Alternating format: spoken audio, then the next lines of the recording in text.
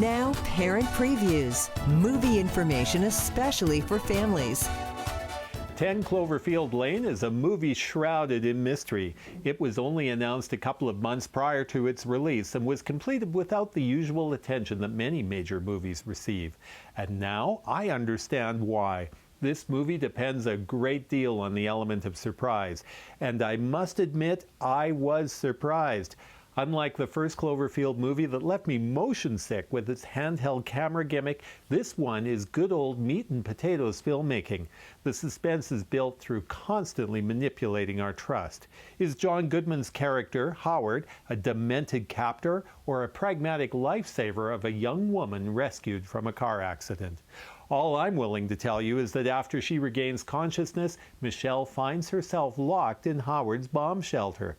He's been building the sanctuary for a long time, and now he's telling Michelle that the world has been invaded by someone or something, and they must stay inside for at least a year.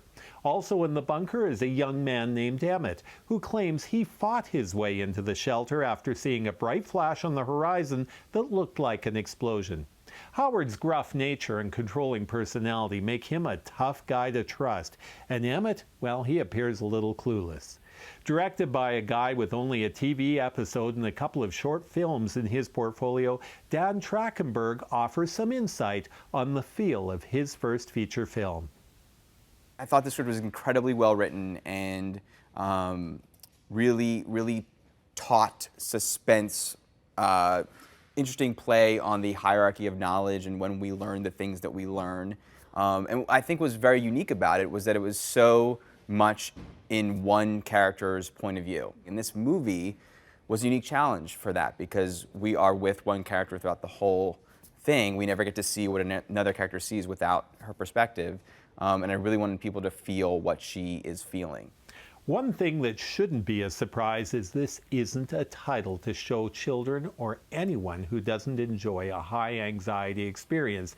There is near continual intensity on the screen. However, the director deftly uses the isolated environment of the bomb shelter, subtle sound effects, and a highly dramatic musical score, as opposed to gore and violence to create fear.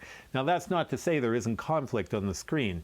Most of the scenes feature characters engaging in psychological and at times physical altercation. Some blood is included, and a couple of moments in the film are disturbing.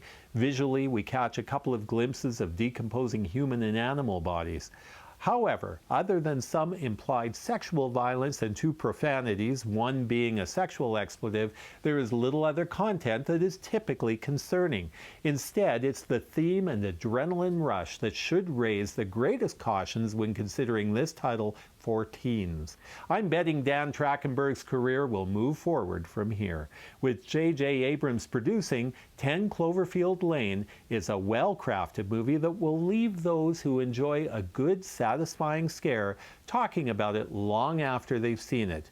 Just make sure you don't spoil the mystery for your friends. For complete details on 10 Cloverfield Lane, including what content you can expect to see in the film, check our website at parentpreviews.com and make sure you take a moment to share this review with your friends.